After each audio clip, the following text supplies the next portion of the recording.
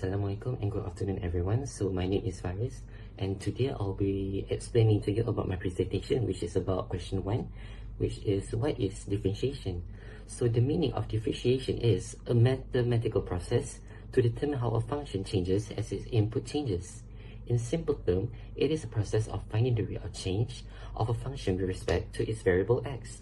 In a simple way of understanding about differentiation is a method to finding the derivative of a function with respect to its variable, which is x. So in today's video, I'll be explaining 3 ways or 3 techniques that I'll be using in differentiation. So for the first step is a product rule. As we know, product rule is used when differentiating of two functions, which is let y equals to uv, where u and v are two differentiate of functions. And the formula that we'll be using is dy over dx equals to u and v prime plus v and u prime.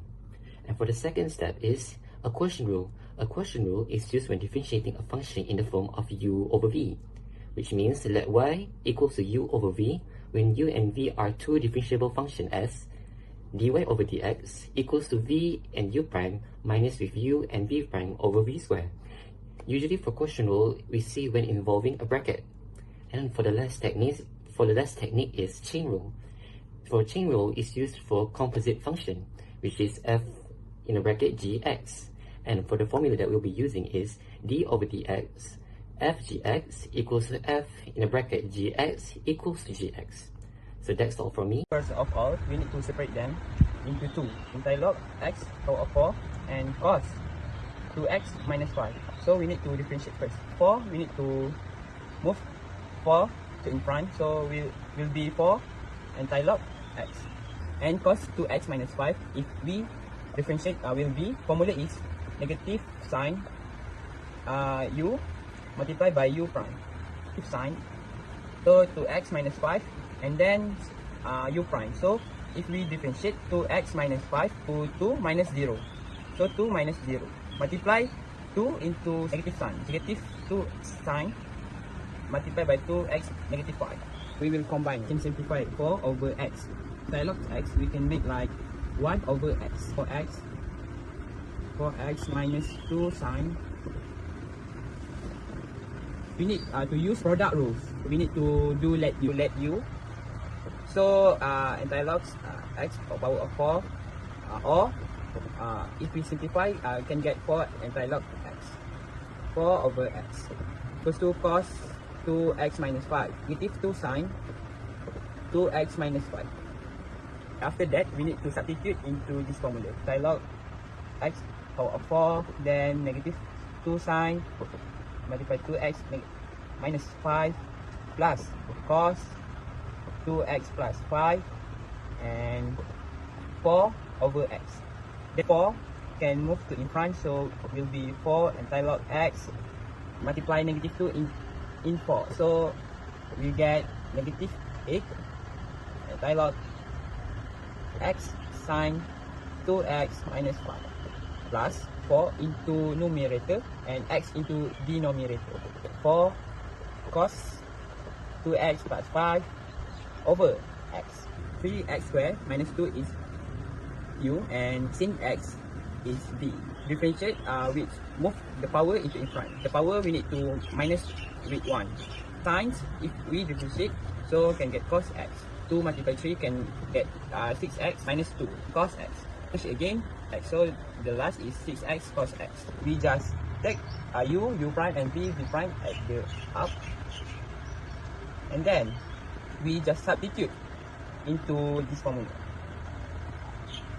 We can simplify, so denominator can simplify into sin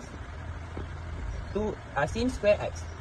So we just follow and we can get sin square x. So we're moving to question 3.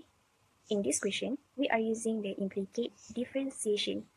In this question, we cannot easily isolate y on one side of the equal sign. We will take the derivative of both sides with respect to x. Remember, our golden rule for today, every time we differentiate a term containing y, we must attach a dy over dx due to the chain rule. Let's break this down into 3 manageable pieces. This is 1, this is 2, and this is 3. So let's look at our first term on the left side, e power of y. Normally, the derivative of e power of x is just e power of x. But since this is a y, the chain rule tells us to take the derivative of the outside function, which stays e power of y, and multiply it by the derivative of the inside function, which is simply dy over dx. So this is our answer. Now, for the most challenging part of the problem, the sine squared term. Think of this as the entire sine function wrapped inside the outer exponent of 2. First, we use the power rule to bring that 2 to the front. Next, the chain rule says we multiply it by the derivative of sine, which is cosine. Finally, we put inside the angle itself.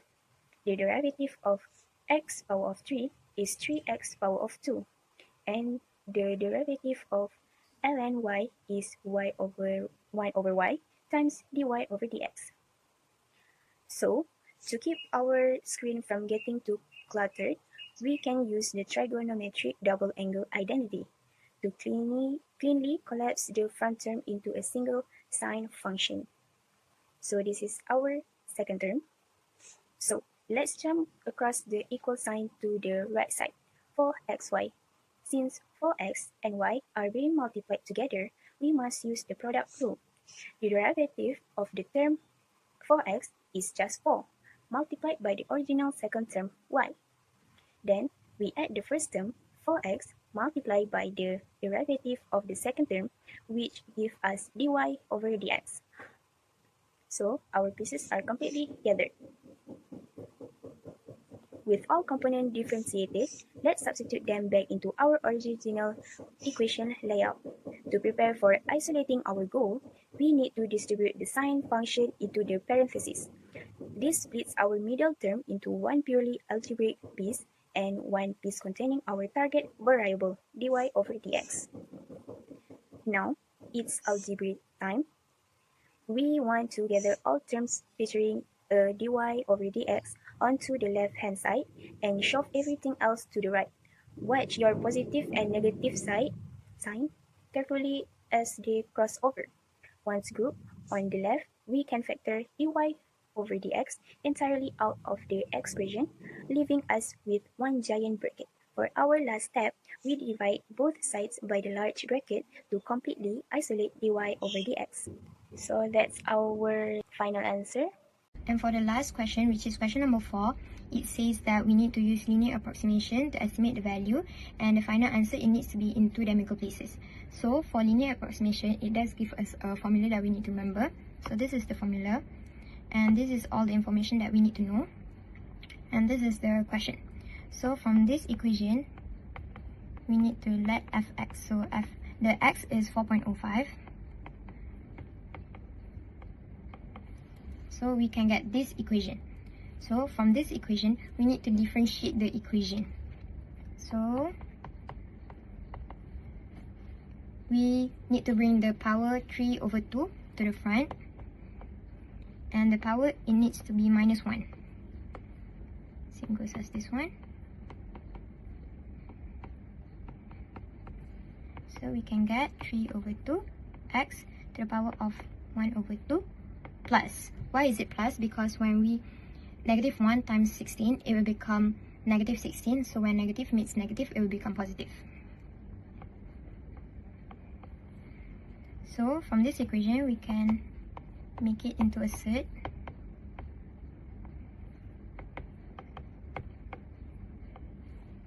So we can search for delta x. So delta x is a chosen value minus the given value minus chosen value. So the given value is 4.05.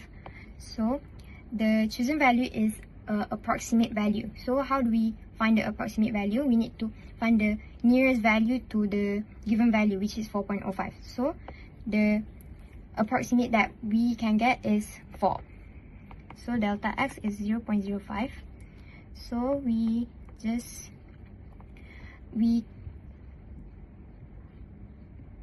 can put all the information that we get into the equation.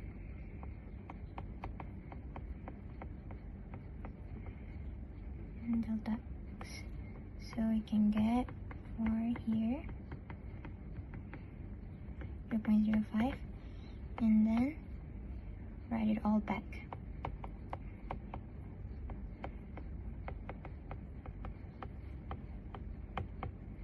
Set for